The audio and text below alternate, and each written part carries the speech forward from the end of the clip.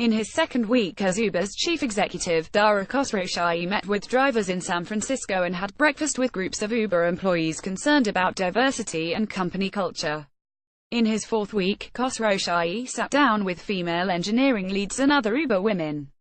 In his fifth week, he met with more drivers, this time in London, where he had flown to confer with local regulators who in late September declined to renew Uber's license to operate.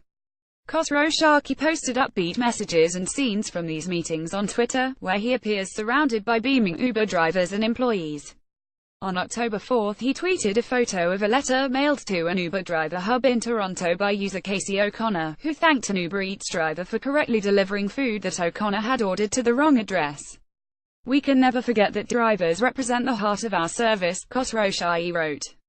Uber Eats' nicer surprise. Travis Kalanick, Uber's co-founder and his predecessor as CEO, who famously called Uber boober and screamed at a driver, was never able to strip the boyness from his manner. His old tweets include comments like, "First couple making out in my Uber X, see *UberXing." His more recent ones are a mix of updates on Uber's app and products, and photos of business trips and social outings, like a run-in with New England Patriots quarterback Tom Brady at the Kentucky Derby. There are several references to Alexander Hamilton. If Uber employees hoped Khosrowshahi's appointment would end the leaks and infighting that plagued Uber throughout its CEO search process, they may be mistaken. Instead, Uber has entered a fresh struggle between old power and new. Kalanick last week succeeded in getting two of his picks as new directors appointed to the board, shortly before Uber voted to proceed with a SoftBank investment that expands Uber's board from its current 11 seats to 17.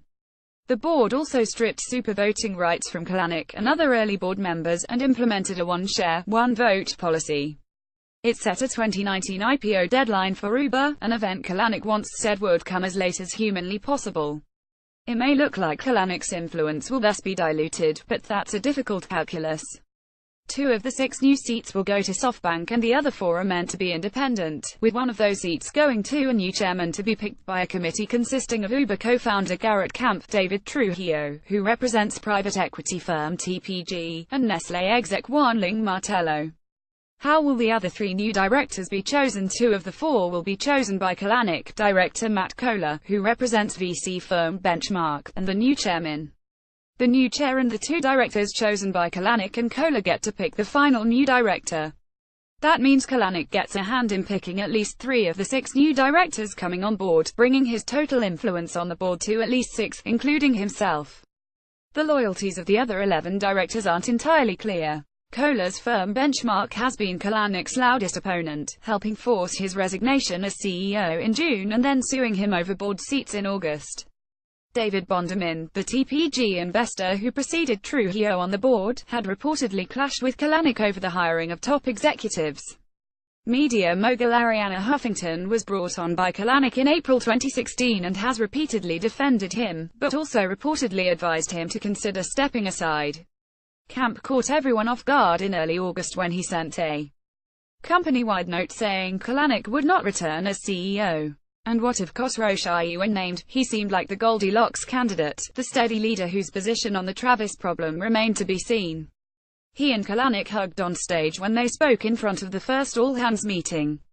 Then Kalanick went behind Khosrowshahi's back with his surprise appointment of 2 board directors, a move the new CEO called disappointing.